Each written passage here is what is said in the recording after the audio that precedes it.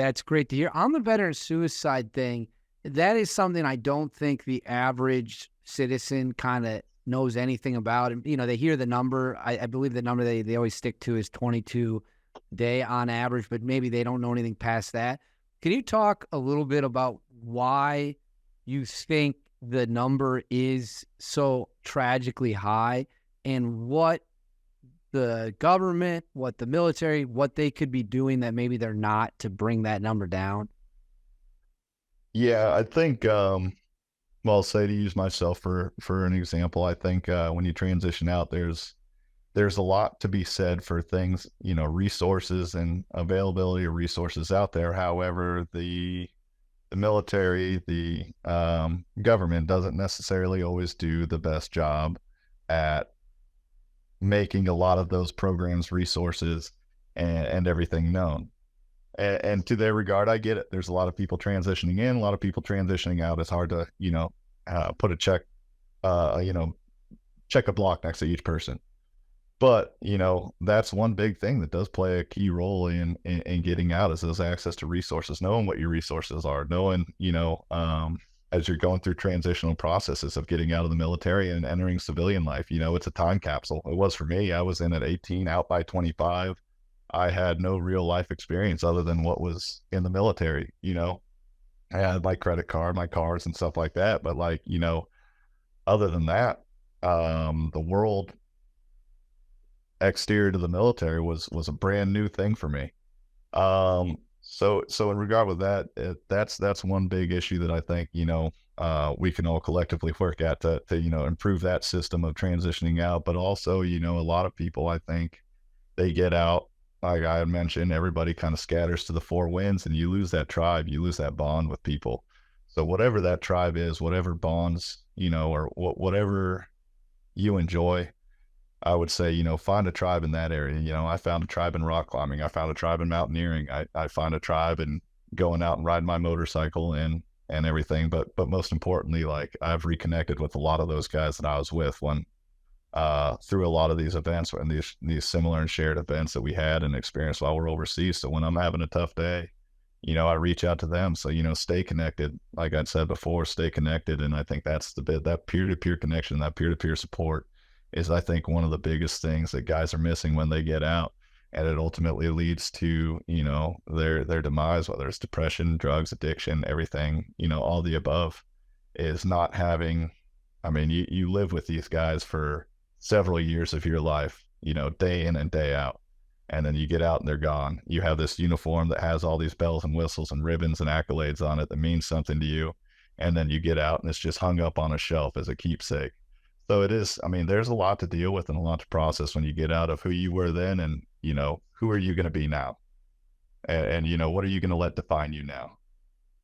Well, one of the things I like about this is, you're right now, you're on a platform, you're giving out good advice, you're telling your life story, but there's some people who argue, I think very foolishly, that what happens overseas should not be talked about, that you shouldn't, experiences should be shared. Doesn't matter if you were a mechanic or you were in Delta Force, like there's this weird group of people who are like, no, don't say anything about it.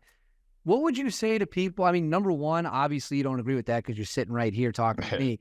But what would you say to people who tell veterans, and it's usually other veterans, like, don't talk about the war, keep it to yourself, and just, keep your mouth shut?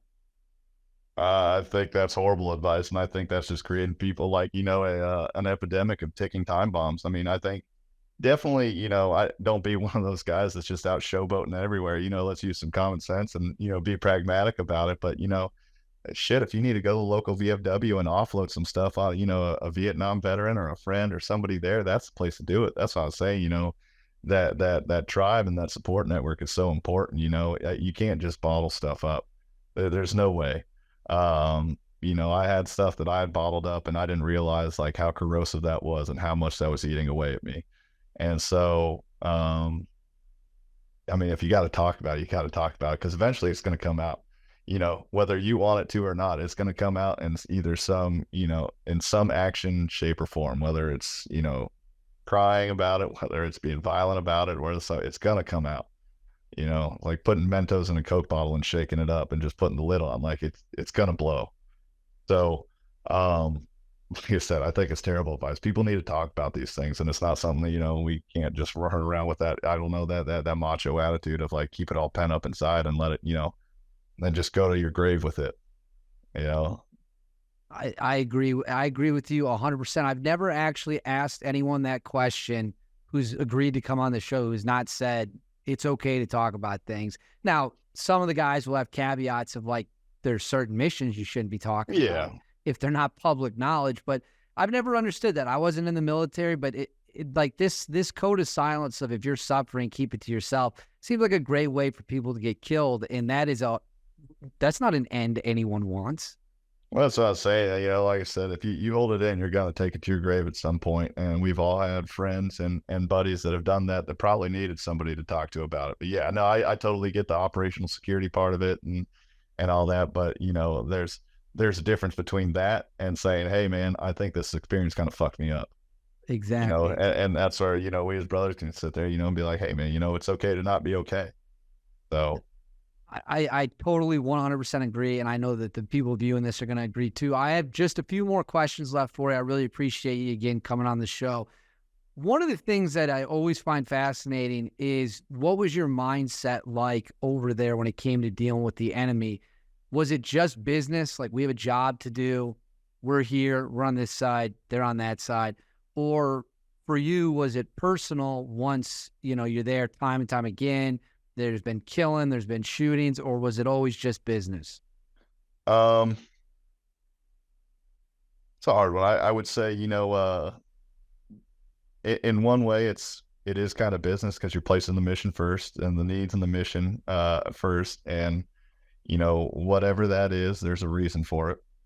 But also but it also evolves into something very personal as you go throughout the deployment. And, especially if people are starting to drop to your left and right, it becomes very personal. And then, and then each iteration that you go back, there's another level of like dehumanization and how you look at, these people, because I think maybe that's some sort of, mechanism within the mind and the human psyche is that like you have to dehumanize people to be able to do some of the things that we had to do, or do some of the things that you've got to do and move on, and maybe just not think about it. Maybe it's a safe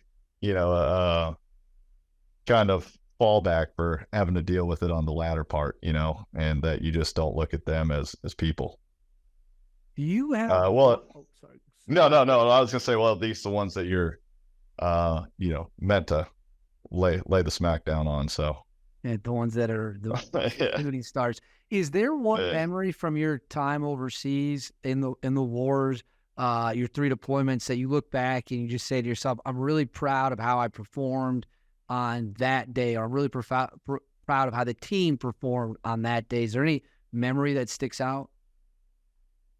Honestly, I mean, there's probably so many days like that, and I can, maybe file it down to one. I would say overall,